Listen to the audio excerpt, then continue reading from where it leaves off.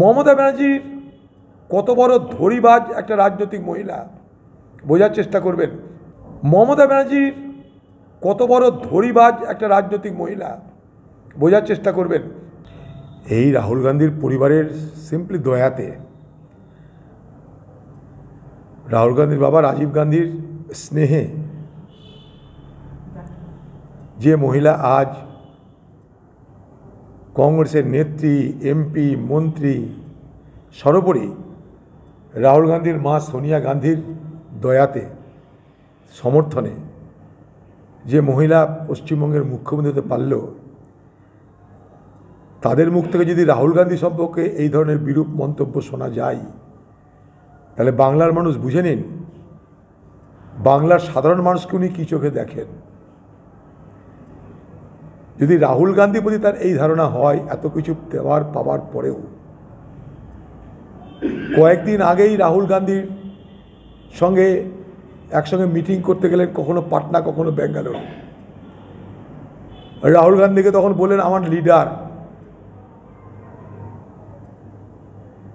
এই মমতা ব্যানার্জি রাহুল গান্ধীকে কদিন আগে বলেন আমার leader.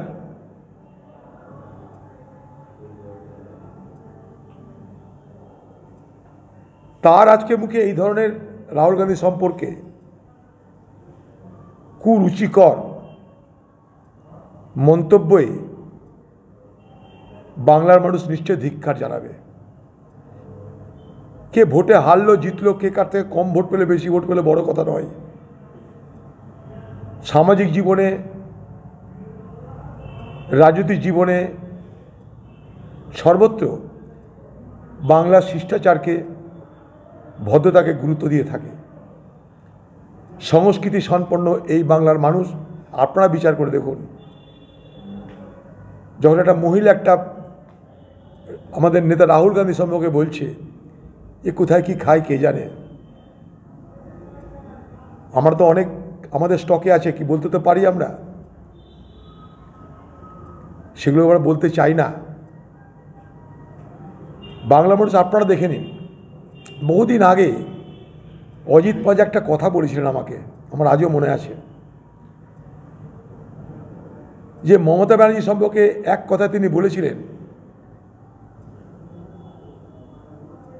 C is a megalomaniac. কারোর ভালো দেখতে পারে না নিজের ছাড়া। মমতা ব্যানার্জি পদযাত্রা করছে, 2000 লোক নাই,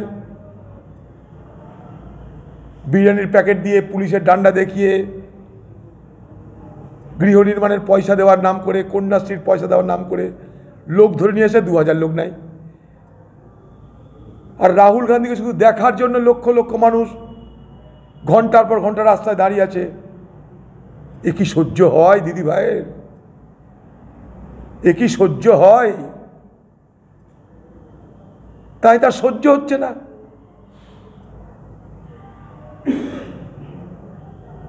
অদ্ভুত ব্যাপার এগুলো। রাহুল গান্ধী এখানে ভোটের কথা বলেছিল, ভোট চেয়েছিল না। মমতা ব্যানার্জির কত বড় ধড়িবাজ একটা রাজনৈতিক মহিলা বোঝার চেষ্টা করবেন। বিজেপি বলে কংগ্রেস শেষ, কটা আসন পাবে গুনতে হবে, কংগ্রেসে কিছু নাই। বিজেপির সুরে সুর মিলিয়ে দিদি বলছে 40টা আসন পায় কিনা তাই ঠিক নাই, খেয়াল করবেন। মোদি এবং বিজেপি বলে কংগ্রেস মুসলমানদের তুষ্টিকরণের রাজনীতি করে,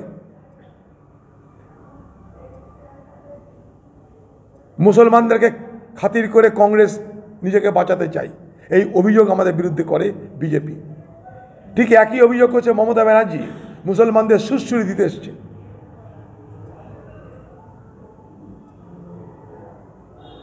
রাহুল গান্ধী আপনার মতন নামাজের কাতারে দাঁড়িয়ে ভুল ভাল কথা বলে ইসলামের অবমাননা করে মুসলমান শাস্ত্রে যায়নি কোথাও।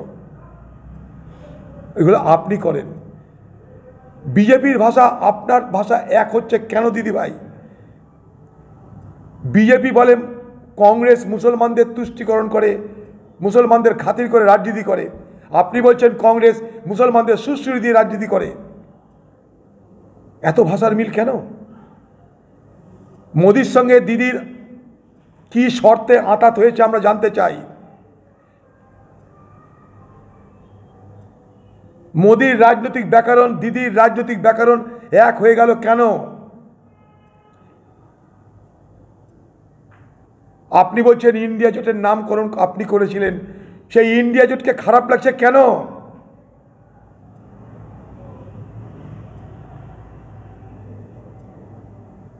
সেই ইন্ডিয়া জোটের ক্ষতি চাইছেন কেন?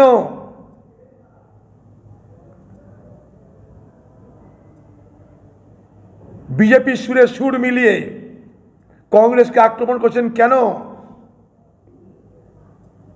আপনার কাছে রাজ্য পরে ভাইপো আগে, রাহুল গান্ধীর কাছে দেশ আগে বাকি সব পরে। এইটাই ফারাক। দুর্ভাগ্য বাংলার মানুষের যে একটা নিষ্পাপ মানুষ যার নাম রাহুল গান্ধী কালকেও ঝাড়খণ্ডে গিয়ে, জানেন আমি তার সঙ্গে পাকুড়ে গেছিলাম, কালকেও ঝাড়খণ্ডে গিয়ে তার বক্তব্যের শুরুতেই বাংলার মানুষের প্রশংসা করে তিনি তার বক্তব্য শুরু করেছিলেন। আমি সাক্ষী, আপনার রেকর্ড দেখবেন। বাংলা থেকে গিয়েও বাংলার মানুষের আতিথেয়তা ভালোবাসা তিনি স্বীকার করছেন ঝাড়খণ্ডের মাঠে দাঁড়িয়ে। আর সেই বাংলার মুখ্যমন্ত্রী রাহুল গান্ধীকে গালিগালাজ করছেন।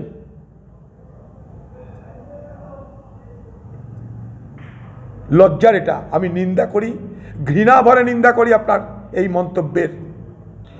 এই রাহুল গান্ধীর পরিবারের সিম্পলি দয়াতে, রাহুল গান্ধীর বাবা রাজীব গান্ধীর স্নেহে যে মহিলা আজ কংগ্রেসের নেত্রী, এমপি, মন্ত্রী, সর্বোপরি রাহুল গান্ধীর মা সোনিয়া গান্ধীর দয়াতে, সমর্থনে যে মহিলা পশ্চিমবঙ্গের মুখ্যমন্ত্রী হতে পারল, তাদের মুখ থেকে যদি রাহুল গান্ধী সম্পর্কে এই ধরনের বিরূপ মন্তব্য শোনা যায়, তাহলে বাংলার মানুষ বুঝে নিন বাংলার সাধারণ মানুষকে উনি কী চোখে দেখেন। যদি রাহুল গান্ধীর প্রতি তার এই ধারণা হয় এত কিছু দেওয়ার পাওয়ার পরেও, কয়েকদিন আগেই রাহুল গান্ধীর সঙ্গে একসঙ্গে মিটিং করতে গেলেন, কখনো পাটনা কখনো বেঙ্গালুরু। রাহুল গান্ধীকে তখন বললেন আমার লিডার। এই মমতা ব্যানার্জি রাহুল গান্ধীকে কদিন আগে বলেন আমার লিডার।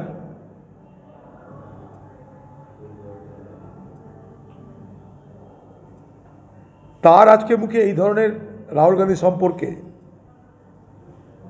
কুরুচিকর মন্তব্যে বাংলার মানুষ নিশ্চয় ধিক্কার জানাবে। কে ভোটে হারলো জিতলো, কে কার থেকে কম ভোট পেলে বেশি ভোট পেলে বড় কথা নয়। সামাজিক জীবনে, রাজনৈতিক জীবনে সর্বত্র বাংলার শিষ্টাচারকে, ভদ্রতাকে গুরুত্ব দিয়ে থাকে।